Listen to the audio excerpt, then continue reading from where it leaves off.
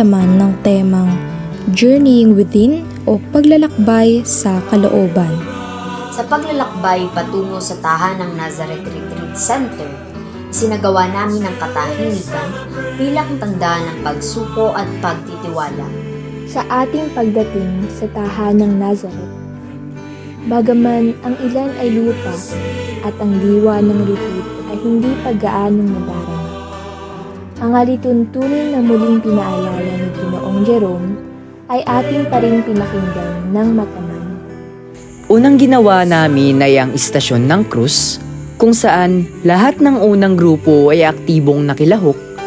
Bawat istasyon, nadama namin ang bigat ng kanyang pag-ibig at sakripisyo na tumagos sa aming puso at isipan.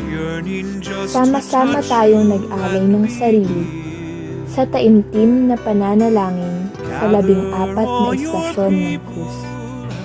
At sa bawat pagbasa ng mga salita ng Diyos, ay napagnilayan namin ang kanyang pagkabuhay sa mundo at ang pagpapakita ng kanyang pag-ibig at sakripisyo para sa kaligtasan ng sanlibutan.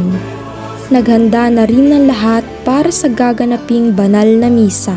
Matapos ang paghahanda ay opisyal nang sinimulan ang banal na misa at sa kanyang homilya, tinalakay ang dakilang pag-ibig ng Diyos at ang hindi niya masukat na pagmamahal para sa atin.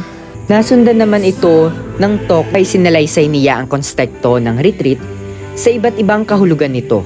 May 3 bagay sa retreat na ating mapapalago. Ito ang understanding the self, understanding others. Lastly, the most important is understanding God.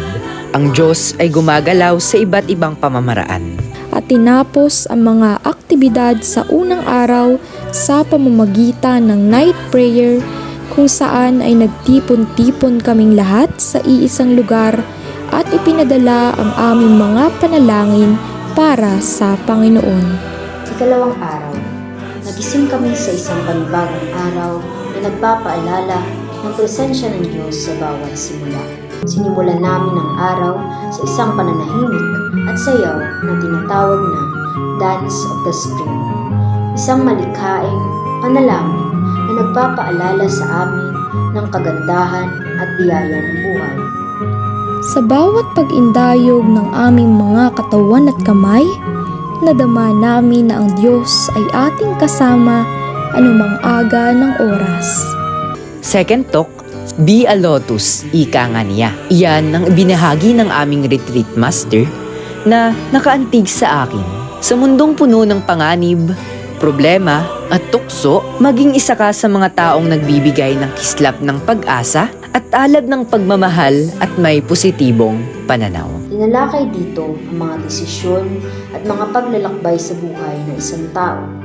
Gumawa rin kami ng isang maskara na nakapagpapukaw sa amin ng mas malalim na pagninilay ukol sa aming pagkatao. Hindi bilang simpleng tao, kundi bilang mga anak ng Diyos na may mahalagang misyon.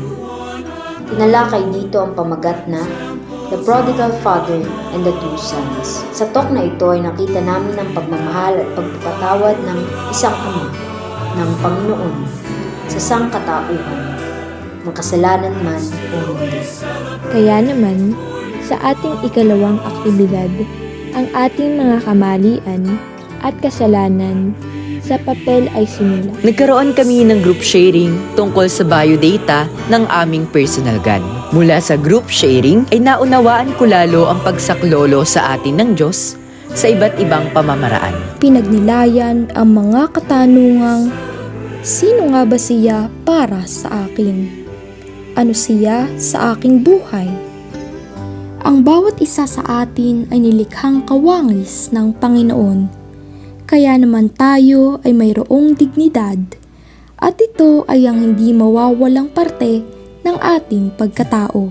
At sa pagsapit ng 4:00, nagtipon-tipon tayo para sa ating symbolic sin offering. Ang pagsunog sa ating mga papel na sinulatan ay simbolo ng ating pagpapalaya sa ating mga sarili mula sa ating mga pagkakasala. Sa simbahan, kami ay nagtungo upang isagawa ang banal na sakramento ng kumpisal. Katulad ng aking mga kapwa mag-aaral, inamin ko ang aking mga kasalanan at humingi ng tawad sa ating Panginoon. Sa ating pagkukumpisal na ito, tayo ay naging emosyonal at ang bigat ng damdamin na ating dinadala ay gumaan. Nilalaman ng banal na misa ang kahalagahan ng pakikinig at pagsasabuhay sa salita ng Diyos. At tinalakay ang pagbabalik ng mga kaloob na biyaya sa ating Panginoon.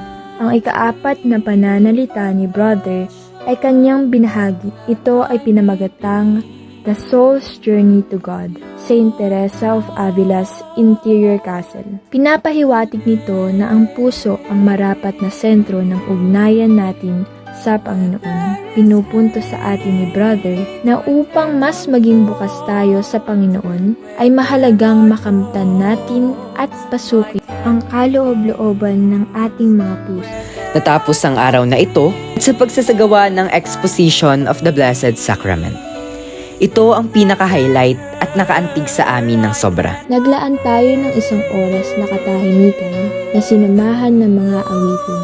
Tayo ay nagnilay, nag-alay ng panalangin at inihandog ang ating mga liham sa harap ng banal na sakramento. Ang gabi ay mas naging payapa at ang mga kalooban ay gumaan bago tayo namahinga sa ating mga silid-tulugan. Sa pagising sa pangatlong araw, ang huling araw ng aming pagreretiro, inialay namin ang aming mga sarili sa pananahimik, pagninilay, at pagsasagawa ng Dance of the Way. Isang malikhaing panalangin na nagpaalaala sa amin na huwag nating kalilimutan ang ating pinagmulan at maging mapagpakumbaba sa bawat paglalakbay natin sa ating buhay. Ang bibliodrama na ito ay nagpapaalala sa atin na sa paglalakbay sa buhay, may mga punto tayo na kailangan gawin. Ito ay ang mga sumusunod. Una, huwag tayong makalimot na magbalik tanaw sa ating nakaraan, malumbay man o nakakagalak ang ating mga karanasan. Ikalawa, sa ating pagsulong, ialay natin sa Panginoon ang ating mga bagong karanasan. Ating suriin kung alin ang tama sa mali, kung alin ang marapat na gawi, at alin ang hindi. Upang sa huli, mabitawan na natin ang mga pamamaraan at karanasan na hindi naaayon sa kagustuhan ng Ama. Nasundan naman ito ng pangwakas na activity kung saan pinaggawa kami ng sulat para sa aming minamahal na magulang.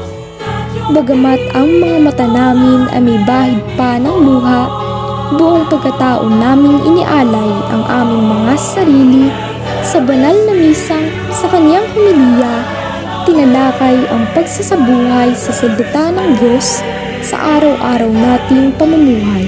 Sa pagtatapos ng aming pagre-retiro, lubos kami nagpapasalamat sa iyo, aming Diyos, para sa pagtulong sa amin na mairaos ang retirong ito. Salamat po sa pagbuo ng ganitong activity na makatutulong sa amin na mapalago ang aming sarili at spiritual relationship with God.